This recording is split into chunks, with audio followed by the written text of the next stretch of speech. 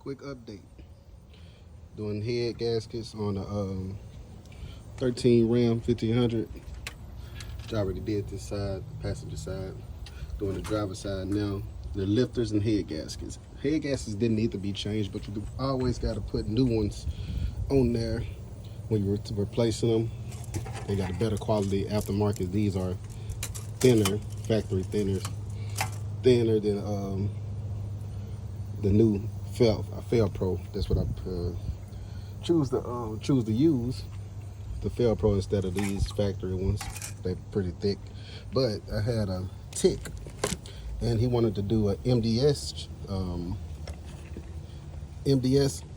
delete. Excuse me. He wanted to do an MDS delete. For you guys that don't know about the MDS, is basically drop your motor down when you're cruising to a 4-cylinder, and it collapses the lifters.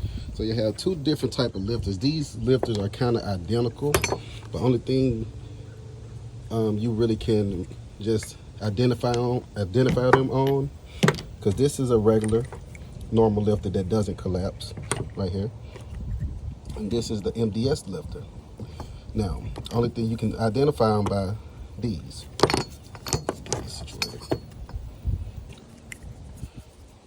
Can identify them by how they made that. That's an MDS. That's the one that collapses.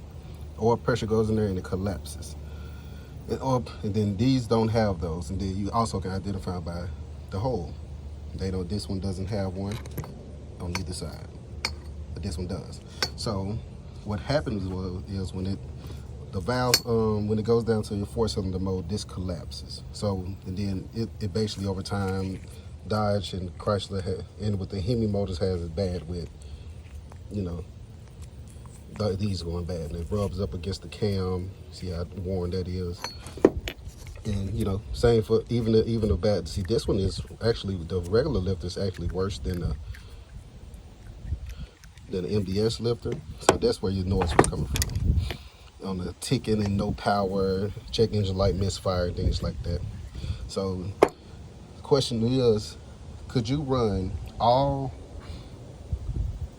normal non-MDS lifters on a MDS cam? The question is, yes, you can, because the cam is made slightly the same, because the cam is made exact the same. So the lifters are made exactly the same. It's this oil gallery right here that collapses it.